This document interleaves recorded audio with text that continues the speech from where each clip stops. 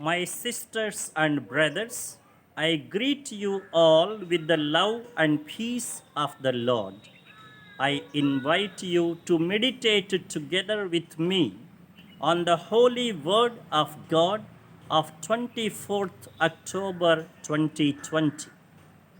The focus of our reflection: God is immensely patient and hopeful, waiting for us to be converted, to change our ways, and thus become productive and bear abundant fruits. God created us in His own image. He sent us into this world to bear witness to this divine identity in commitment and fruitfulness.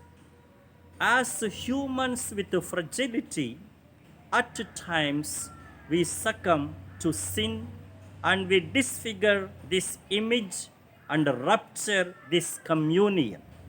Therefore, we need to repent and be converted.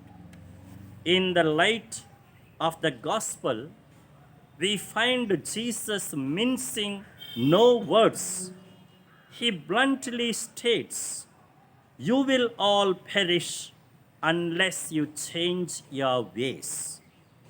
According to the first reading from the letter to the Ephesians, we cannot continue to be like children, tossed about by any wave or wind of false doctrine, and deceived by the cunning of people who drag them along into error.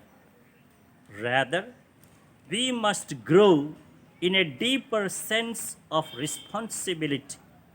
We must realize our particular duty and task in the one body of Christ. We must try hard to become the perfect man, reaching the maturity in the fullness of Christ. We shall not take for granted God's immense grace. Neither shall we remain complacent, thinking that God has spared us or evil is not striking us. There are no exceptions with regard to the consequences of sin. No evil shall go unaccounted. It is not a matter of God keeping strict accounts of life.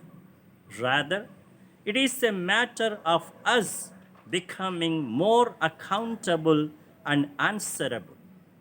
It shows itself in a changed life. A changed life consists of receptivity to God's grace and productivity to bear fruits of good actions. Fruitfulness is binding upon us, and unproductivity stands condemnable. And now, the direction and the directive for our life.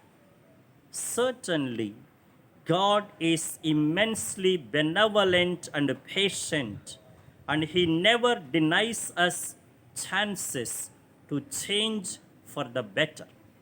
But His patience shall not be a cause for mediocrity and easy going.